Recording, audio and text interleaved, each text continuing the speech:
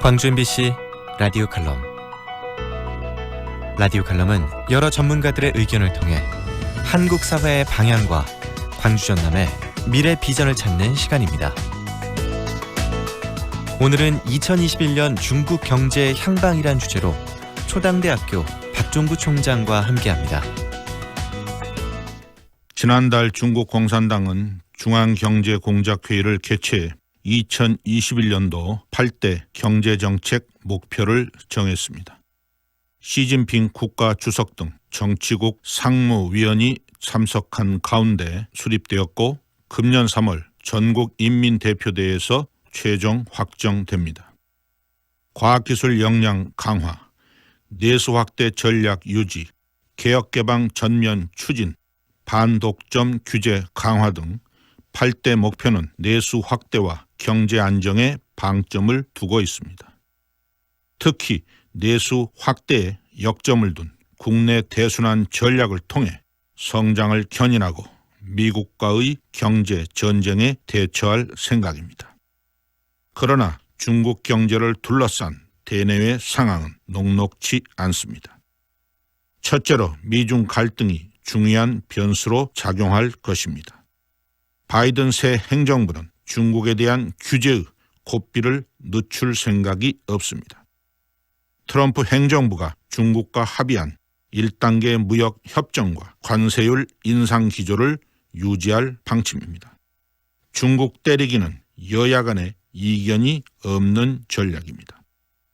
미국은 중국을 미국의 다원주의와 민주주의에 대립되는 반민주주의 세력으로 규정합니다. 양국 간 대결은 단순한 무역전쟁, 경제전쟁이 아니라 글로벌 패권 전쟁이 되었습니다. 바이든 행정부는 트럼프 정부의 나홀로 외교에서 벗어나 동맹국과의 유대를 통한 대중 압박 전략을 추구할 방침입니다.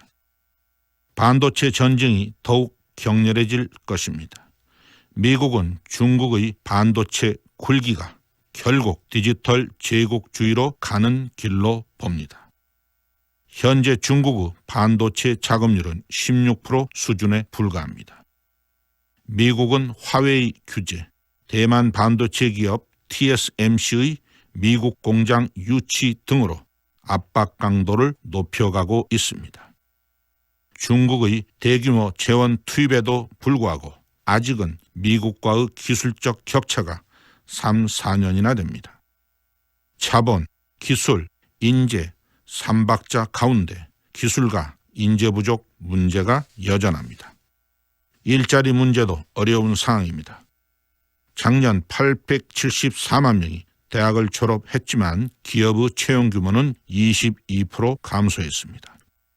농민공 3억 명, 퇴역군인 5,700만 명의 일자리 문제 등이 산적해 있습니다. 리커창 총리는 6억 명 중국인이 매월 17만 원을 번다고 탄식한 바 있습니다. 양극화가 심한 중국 경제가 순항할지 지구촌의 관심이 큽니다. 박종구 총장은 교육과학기술부 2차관, 한국폴리텍대학 이사장을 역임했고 인재 한 명이 수만 명을 이끌어간다는 신념으로 창의적인 지역인재 육성을 위한 다양한 활동을 하고 있습니다.